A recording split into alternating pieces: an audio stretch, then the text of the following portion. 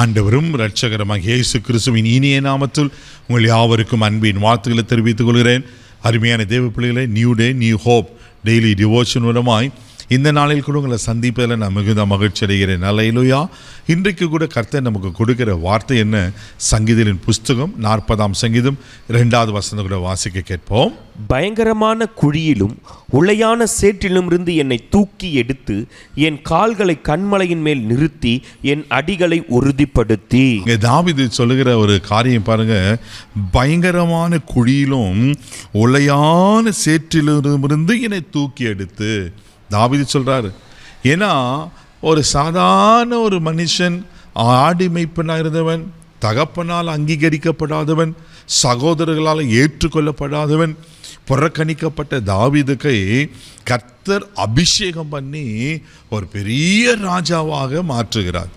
உயர்ந்த ஸ்தானத்தில் போயிட்டு வைக்கிறாரு. ஆனால் தாவீது என்ன செய்யறேன்னா, எல்லாரும் யுத்த காலத்தில் இருக்கும்போது இவர் மாத்திரம் அரண்மனையில் இருந்துட்டு, அரண்மனையில் இருந்தது மாத்திரம் இல்லாமல் மேலே உப்பறையில் உலாவும் போது ஒரு பெண் ஸ்நானம் பண்ணுகிறதை பார்த்து அவளோடு தவறான காரியத்தை செய்து அவன் கணவன் உரியாவை போர்க்காலத்தில் சாகடிக்க சொல்லி எத்தனை பெரிய தீங்கை செய்து விடுகிறார்.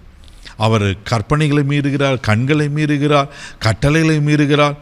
இப்படி தவறு செய்த உடனே நாத்தான் தீர்க்கதரிசி மூலமாய் கர்த்தர் உணர்த்துகிறார். பிள்ளையில அப்போ தான் அவர் ஆண்டவத்தில் மன்னிப்பு கேட்குறார். ஆண்டவரே நான் மன்னிச்சிடும். அதை தான் சங்கீதம் 51 நம்ம வாசிக்கிறோம். இப்போ பாருங்கள், அதில் தாவீதுங்க சொல்கிறார், உளையான சேற்றில் இருந்து. தாவீதுக்கு தெரியும் அவர் ஒளியான சேற்றிலிருந்து தான் இருந்தவர். ஆனால் கர்த்தர் அந்த தாவீதை உளையான சேற்றிலிருந்து தூக்கி எடுக்கிறார். தெய்வப்பள்ளியில் தூக்கி எடுத்து என்ன செய்யறனா, என் கால்களை கண்மலை மேலே நிறுத்தி என் அடிகளை உறுதிப்படுத்தி. அல்லேலூயா. பயப்படாதீங்க. அவர் நம்மளை பயங்கரமான குழியிலும் உளையான சேற்றிலிருந்து தூக்கி எடுக்கிறது அவர் என்ன செய்யறார்? கண்மலை மேலே நிறுத்துகிற கர்த்தர். ஒருவேளை உங்கள் வாழ்க்கையில் கூட ஒருவேளை அடி பாதத்தில் இருக்கா, உளையான சேற்றில் இருக்கிறது போல இருக்கா, பயப்படாதீங்க.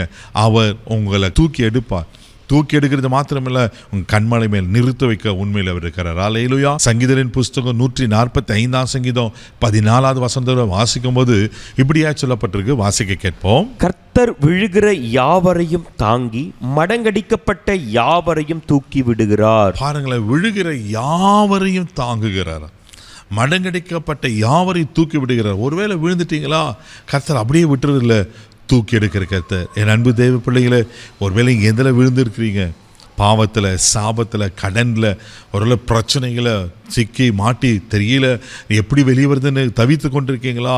உங்களை தூக்கி எடுக்கிற, உங்களை பாதுகாக்கிற ஒரு ஆண்டவர் இருக்கிறார். ஒரு நாள் அவர் உங்களை கைவிட மாட்டார். சங்கீதங்களின் புஸ்தகம் 9ஆம் சங்கீதம் 13ஆம் வசனம் கூட இப்படியா சொல்லப்பட்டிருக்கு. வாசிக்க கேட்போம்.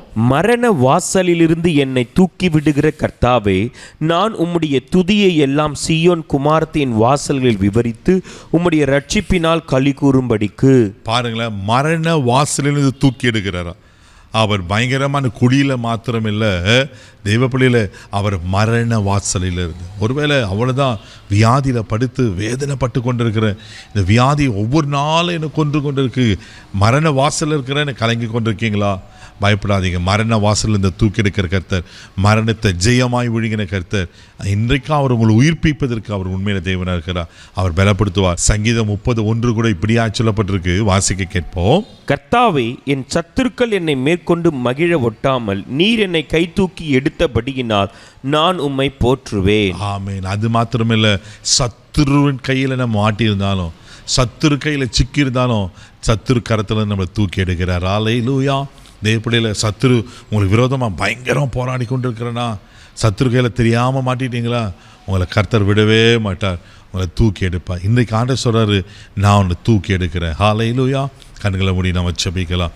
தகப்பனே, உமக்கு நன்றி சொல்லி உம்மை துதிக்கிறோம், உம்மை ஸ்தோத்திரப்பா. ஆண்டவரே, உமக்கு நன்றி. பயங்கரமான குழியிலும் உளையான சேற்றிலிருந்து எங்களை தூக்கி எடுக்கிற கர்த்தர். அப்பா, யார் யார் என்னென்ன காரியங்கள் விழுந்து போயிருக்காங்களோ, கர்த்தர் இன்றைக்கு அவரை தூக்கி எடுப்பீராக. இன்றைக்கி ஒரு அற்புதத்தை செய்யுங்கப்பா. ஆண்டவரே, கடன்லேருந்து தூக்கி எடுங்கப்பா, வியாதியிலேருந்து தூக்கி எடுங்கப்பா, பிரச்சனைகள்லேருந்து தூக்கி எடுங்கப்பா. கர்த்தர் நீங்கள் அற்புதங்களை செய்வீராக. இந்த நாள் முழுதும் கரம் பிடித்து நடத்தும் தெய்வீக பாதுகாப்பு ஒப்பு கொடுக்குறேன். இயேசுவின் மூலம் ஜெபக்கலாம் பிதாவே. ஆமென். அவருக்கு தூக்கி எடுக்கிறார். தைரியமாக போங்க. God plus.